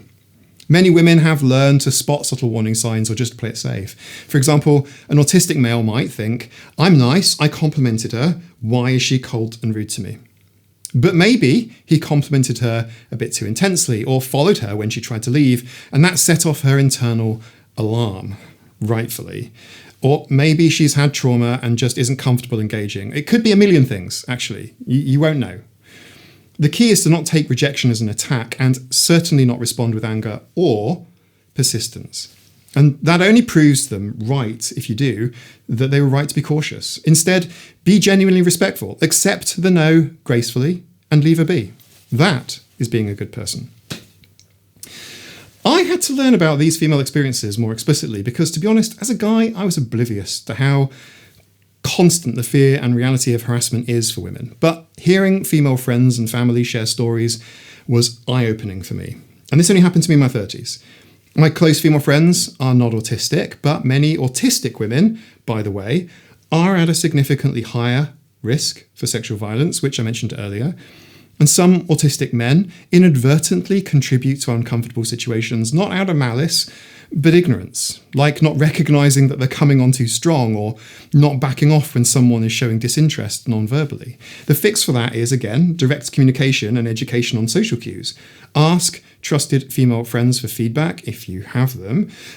If you worry that you're missing signals, I have found that massively helpful. Or even if you're on a date, you could say, look, I'm autistic, so I miss subtle cues. Please know that you can tell me to slow down or stop at any time and I won't be upset. And then she says stop, and then you actually do stop with no complaint. That builds a trust. Be nice because you care, not as a transaction. If it's not reciprocated, that's life. You've gained the experience of showing kindness, and that's great. It's good practice. It's not wasted. Entitlement, by the way, is a huge turn-off anyway. Most can sense it a mile away. Now, gendered safety also means as a man, you might need to adjust your behaviour to not accidentally intimidate or scare someone. Don't corner someone physically or metaphorically. For ND people who might not automatically know, it can help to set some rules of thumb.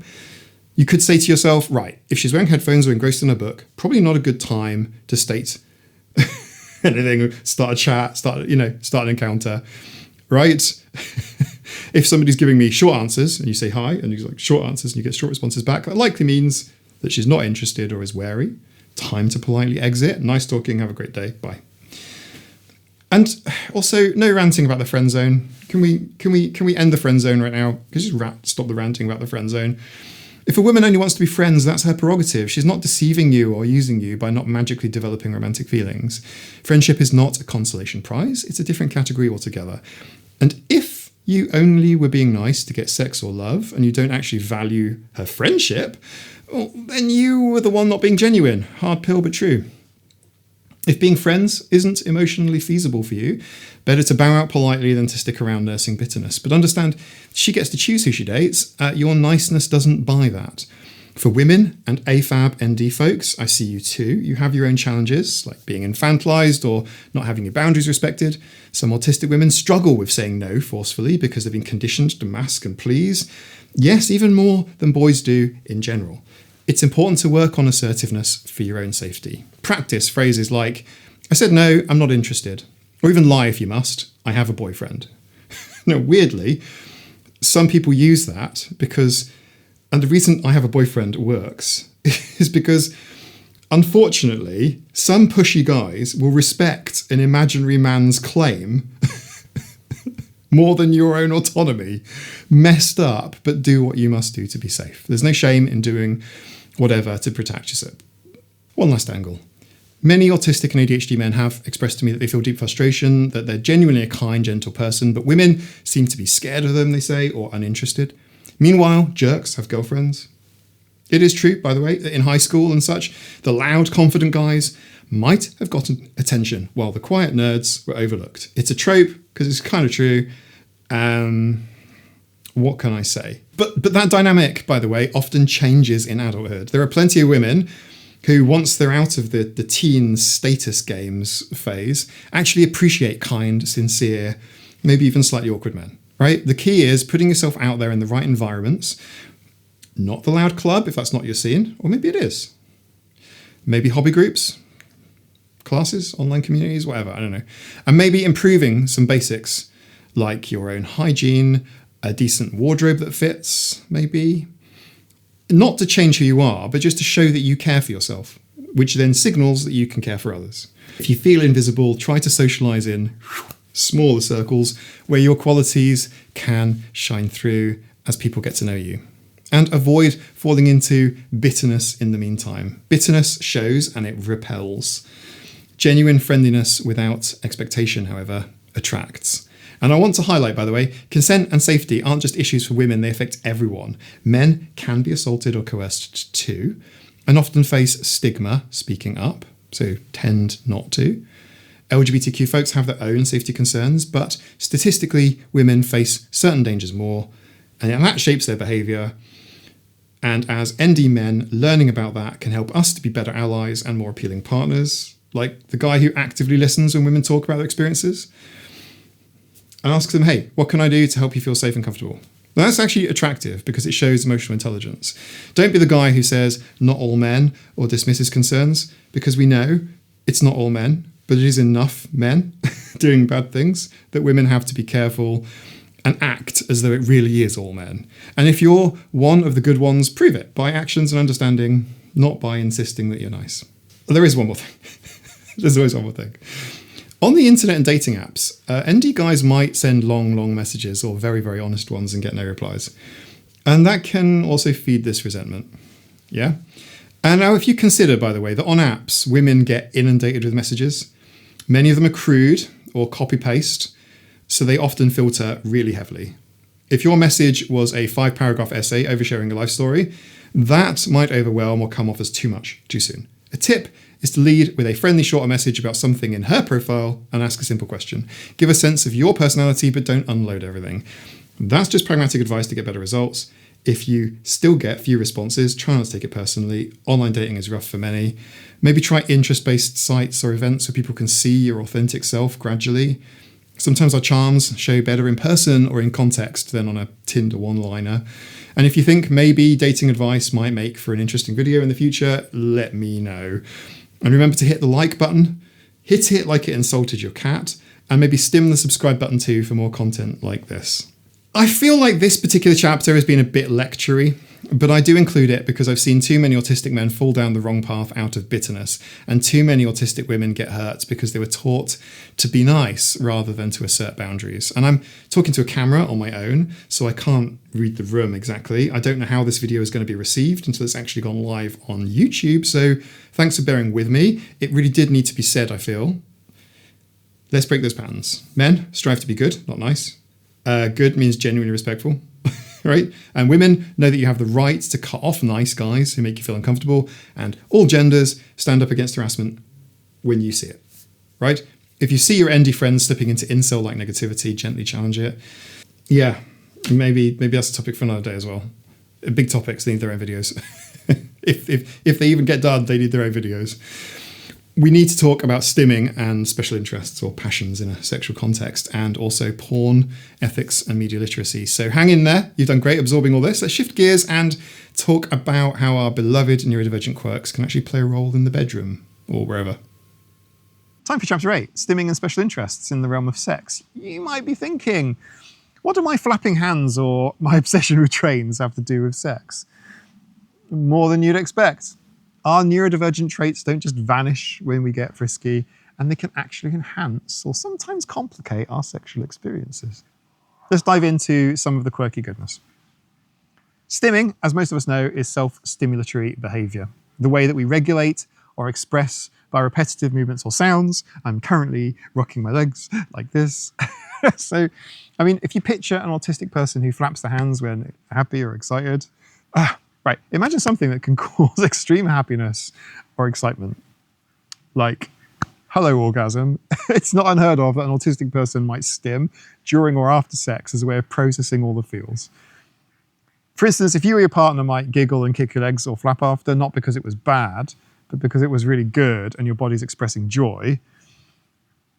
This is different and strange if you're not expecting it, but it can also be kind of adorable if you understand it correctly. A partner seeing that might be initially confused. Did I do something wrong? Are you okay? But you can explain. When I feel intense pleasure, sometimes I need to move or make sounds. It's just how I fully feel it. And far from being an issue, that kind of authenticity can be a sign that you are comfortable.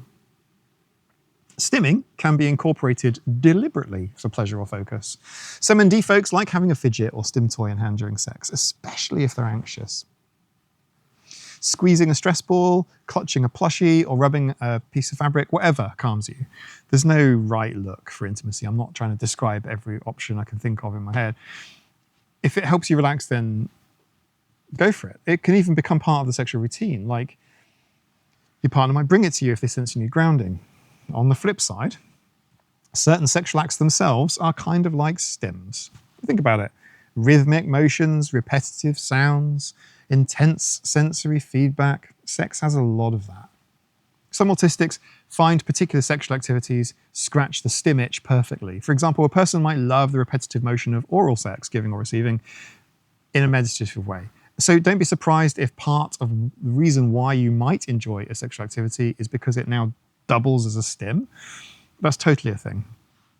Now, special interests, those deep dives on topics that we love, passions I prefer to call them, how do they come into play? In a few ways. Some people have sex as a special interest. Some neurodivergent people actually make human sexuality or relationship dynamics one of their passions. They may research it extensively, reading books, studies, historical perspectives. And if that's you, you little secret anthropologist, you might accumulate a lot of knowledge about techniques or the science of sex. That can be helpful. I mean, a well-read lover is often a better lover, but be mindful to balance theory with practice. Your partner might not want to feel like they're part of a research project or being compared to statistics in your head. Partner or person has a special interest. Autistic, hyper-focus on a person. Happens too, yeah, it happens. Limerence, intense infatuation, can feel like that person becomes your special interest. You want to know everything about them, spend all your time with them. Perhaps you monologue about how amazing they are. In the honeymoon phase of a relationship, this can actually be pretty sweet, but be careful not to lose balance or overwhelm them. If your special interest tendency kicks in, perhaps direct it into positive channels. Learn their likes and dislikes. You'll learn some brownie points, remembering details maybe. Surprise them with knowledge that you gathered, like their favorite childhood candy that you found online. But I'm going to stress this. Avoid smothering or idolizing them. Keep some boundaries and don't neglect your other interests or friends. It's also worth being wary. If an autistic person makes their partner their sole special interest, a breakup can be utterly earth-shattering. It's wise to maintain a couple of independent interests so that your whole world isn't just this relationship or fixation. Now, that said, the passion that we bring can be wonderful in a loving relationship. Our partners often appreciate how devoted and attentive we can be. One word of caution. If your special interest is not reciprocated, like an unrequited crush, or limerence, or parasocial relationship, be mindful not to slide into stalking territory. I know that sounds dark, but it can happen inadvertently. You may not even be aware of it. Constantly checking someone's social media, maybe he's trying to arrange to accidentally bump into them. If you catch yourself fixating on someone who's set a boundary, that's when special interest, passion becomes unhealthy. You have to redirect that energy somewhere else for your own good and theirs. Incorporating special interests into sex life. That can be really fun. Nerdy roleplay. If you and your partner share a fandom or interest, you can absolutely bring that into the bedroom in a consensual, playful way. I mean, the original brand might not be keen, but I mean, like, love Dungeons and Dragons? I guess you could roll for initiative in bed. I guess. Bring a D20 up there. I have no idea where that came from. Sorry. Are you a huge sci-fi geek? Maybe dress up as alien characters and incorporate some technobabble dirty talk. I don't know. Whatever gives you both a laugh or a thrill. Intersensory gadgets. That ties right in with toys. And if both of you are ND with different special interests or passions, take turns engaging each other's intellectual foreplay is absolutely a thing. Teaching a partner about something you love or vice versa can be a bonding experience that increases emotional and thus physical closeness. Now, what if your special interest is not sexual at all, and you tend to get more excited about that than intimacy? And this can happen, especially if you're asexual or just in a period of hyperfocus or something else. You might honestly prefer to tinker with your project or collect Pokemon than to fool around. And that's okay to an extent. We all have fluctuations. But if you have a partner, they might be feeling neglected. So let them know. Perhaps schedule any intimate time around your hyperfocus, like Saturday nights are our time, no work or hobbies then. Or find ways to merge. For example, if your special interest is music, maybe making out your favorite album gives you a bit of both worlds. On the other side, some ND folks might unintentionally talk about their special interest during sex to fill silence, or because it pops into their heads. ADHD tangent of that. That could kill the mood unless your partner shares it. If you catch yourself mid-act trying to explain the lore of Star Wars, maybe hold that thought for after, unless your partner's like, oh, tell me more. I mean, look, hey, some couples out there probably into nerdy talk during, no judgment. One more cool thing, stimming together. Some couples develop their own little repetitive things that become like co-stims, like rocking while hugging each other, or little finger tapping pattern that they do on each other's skin. And it can be very soothing and intimate. If you both like a certain stim sensation, incorporate it. For instance, many ND individuals enjoy pressure, like I said earlier, or maybe lying on top of your partner, fully clothed even, not necessarily sexual. And just kind of rolling gently could be a mutual stim. It builds trust and body familiarity that then can translate to better sex too. Speaking of special interests, if sex or your partner becomes your special interest at times, remember to balance and not to over-focus on it and have it dominate your life to the detriment of your other responsibilities. Like, enjoy the passion, but try to keep up with life duties too. Don't be like failing your classes or your job because you're too busy having marathon sex or daydreaming 24/7. Unless you're on a vacation, then I guess crack on. Look, we're pretty close to the end of this marathon video essay now, and we do still need to talk about porn, ethics, and media literacy. Given how many of us learned about sex from media, because formal education failed us, it's crucial to talk about it. So let's head there now. Chapter 9, Porn, Ethics, and Media Literacy. First off, let's acknowledge reality. A lot of us learned at least something about sex from pornography or sexy media, especially if we didn't get good sex ed. It was accessible, hello internet, and for curious minds, it was a way to see what this whole sex thing looked like, you know, without being perceived. There's no shame in that per se, curiosity is natural, but porn is a tricky teacher because it's not an accurate representation of typical real life sex. In most cases, it's entertainment designed to be visually stimulating, often exaggerating or omitting crucial aspects like everything we've talked about, consent, protection, you know, clumsy moments, you know, communication, basically all the stuff that we've talked about that actually matters. So step 1 of media literacy, porn is a performance, not a documentary. As autistics, we sometimes have a tendency to take things literally or at face value. We do that sometimes. If you have any misconceptions from porn, know that porn is edited, performers take breaks, often things are staged or done for camera angles. For example, in porn, they rarely show discussion of consent or condoms. It happens off screen typically, or they rely on STI testing protocols on set. They might not show prep for certain acts, and if you model your expectations on porn, you might end up confused or disappointed, or push yourself or partners into things that are uncomfortable, thinking that it's normal. That's why it's crucial to supplement any pornography use with real sex education information. Now let's talk ethics. Not all porn is created equal ethically. There are issues over how performers are treated, whether they're fairly paid, if consent is consensually obtained, etc.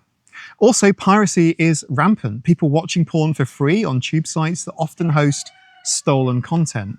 As ND folks, who often care about justice and rule following, this might resonate a little bit. If you consume porn, consider doing so through ethical channels. That could mean paying for it via sites that fairly share revenue with creators.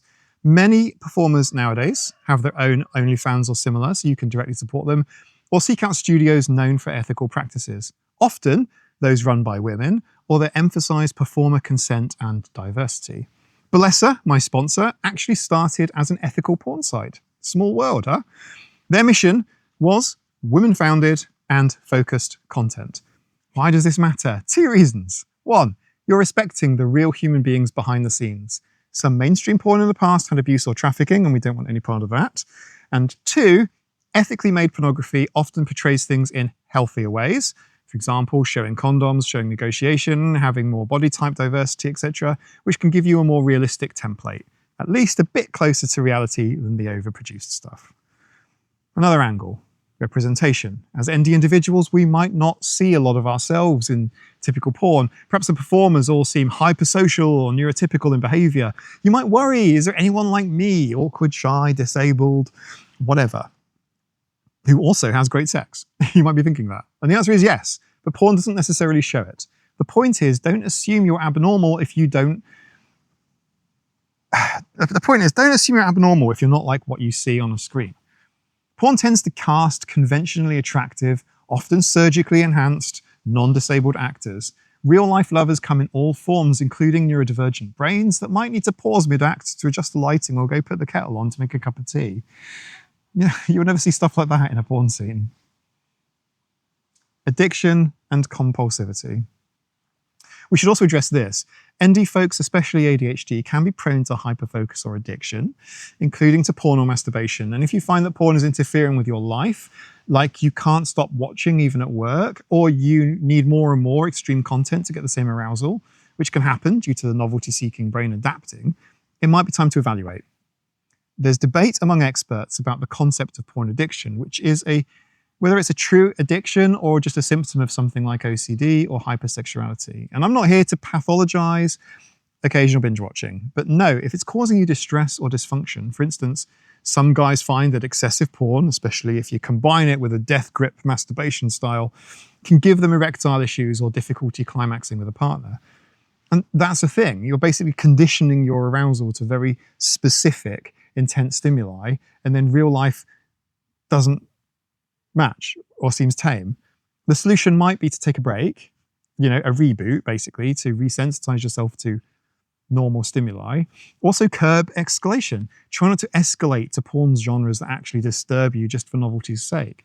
Some ND folks in pursuit of a new dopamine hit might click on stuff that they don't even really like, and that can leave you feeling guilty or anxious. Why did I watch that? Is something wrong with me? Pass me the brain bleach. If you encounter that, remind yourself that fantasies don't equal desire to enact it, but also maybe steer back away to content that aligns with your values or comfort levels. If it's a persistent problem, talking to a therapist who is knowledgeable about sexual behaviors can help. Media literacy also means critiquing what you watch. Notice things like certain body types always portrayed in a certain way. Often in mainstream pornography, women are very much performing for the male gaze, sometimes doing things that might not even be pleasurable for them because it looks better for the camera. Recognize that porn sex often neglects female pleasure, and if you emulate that, female partners might not be satisfied. Media literacy also extends beyond porn to mainstream media. Movies, TV, fan fiction, there's lots of romantic, erotic tropes that can mislead. I mean, even in stuff aimed at kids, like Disney, for example. Disney's really bad about it. Like the idea that if you're persistent enough, you will win the girl. I mean, that's borderline stalking. And Disney is bad for this. Or that people have simultaneous orgasms every time. Just whatever. Just be careful of these tropes. Be super critical of them. Real life is messier, and that's okay. One more ethical thing. If you're under 18, avoid porn. I know that ship sails for many teens these days, but legally and for your mental health, it's best to wait. Brains at that age are very impressionable and can develop skewed views or even trauma from seeing certain things too early. If you're the parent of an ND teen, better to give them honest info and maybe filtered educational resources than sneaking onto certain sites. I'm not saying parents are doing that, but it's better that than them doing that, right? And many teens, autistic ones especially, can be quite disturbed by violent or extreme porn. Talking about it openly, you might see stuff that looks scary or degrading. Know that real relationships should always be respectful and consensual despite what some scenes show. I mean, that could go some way to inoculating against that. It's unfortunate in some ways that in society these days we have to find ways to teach people who are younger and younger about sexual and personal education lessons than we would like, purely to try and counteract the lessons that they'll invariably be exposed to online. To wrap it up on porn, enjoy responsibly if you partake, support ethical content, remember it's fantasy, use it to enhance, not replace real connection, and if it ever undermines your real sex life, or indeed your day-to-day life, right, anything interferes, address it with a professional perhaps, and maintain privacy, lock away any content you wouldn't want others stumbling on, especially if you share devices or have kids in the house. All right, we have now covered 9 chapters of content. And this is the longest video I have ever created in terms of hours. It's taken me we are now on to about 60 hours of work to get to this point. And so I'm absolutely grateful to my sponsor, Bellesa, for their support, and to my wonderful patrons on Patreon who make videos like this possible, especially as YouTube is going to demonetize this video. And videos like this, they cost a lot of money and energy to produce. I never thought I'd be on YouTube making a video about sex and sexuality. But then again, I didn't realize that 2 years ago, I'd be making videos about autism either. Back to the studio. You deserve autonomy, safety, and pleasure, full stop. Being neurodivergent doesn't make you any less entitled to those things than anyone else.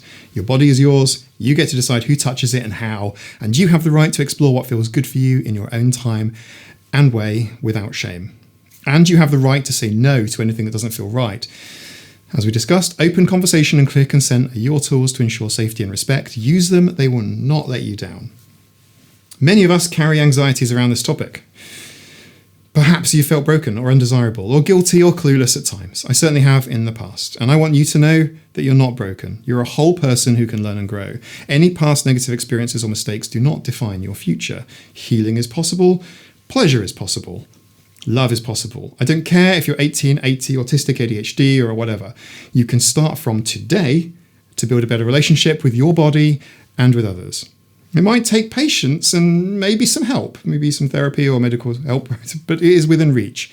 Communication and understanding can bridge almost any gap. Whether it's explaining your sensory needs to a new partner or unlearning a myth, keep talking, keep listening. We're all students in this subject, no matter our age. If something here sparked a question for you or made you realize, I wish my partner knew this, consider sharing it with them. You can even clip the video using the tools on YouTube to just clip out a certain section and sharing it with them or even watching together. Let this be a conversation starter. The more we talk about these taboo topics openly, the better the outcome is for everyone. Honestly, open conversations make everyone better off, and I wish I knew that when I was younger. Let's not forget the goodies from our sponsor. If you haven't done so already, do sign up for the Bellesa giveaway using my link in the description below. Everyone who enters gets something, either a free toy or a gift card for one. And these toys are genuinely fantastic. Treat yourself to whatever matches your curiosity. The link is in the description and pinned comment below. I'm excited for you to explore with these quality, body-safe toys. Whether you're flying solo or bringing it into a relationship, I think you'll find them fun. And huge thanks to Bellesa for partnering with me on this video and supporting this kind of content. Their mission of empowering sexuality really shines through in stuff like this. Remember, embrace, explore, celebrate your sexuality. That's what it's about. I also want to encourage you, if you found value here, to pass it on in some way. Maybe share this video with a friend who could use it, or have a conversation with your partner about one of the topics. Maybe join an ND forum and start a discussion about sex positivity. We change culture by talking openly. Feel free to leave comments with your thoughts or experiences, keeping them respectful and YouTube friendly, of course. On a community note, the Autistic app, Patreon and Discord family is currently choosing a charity. That's in the charity discussion channel on the Scratching Post Discord, which is available to all of my Patreon supporters, even on the lowest tier. And I will be donating 100% of the money from this sponsorship to the chosen charity or charities on behalf of all of us. I'm continually blown away by the community's generosity and solidarity. You folks make these bigger projects possible and meaningful. Thank you. And thank you so much for watching and hanging out with me during this sex talk that autistic adults never got before. On screen now is the video that YouTube thinks you'll enjoy next. Take care, and I will see you soon. Bye.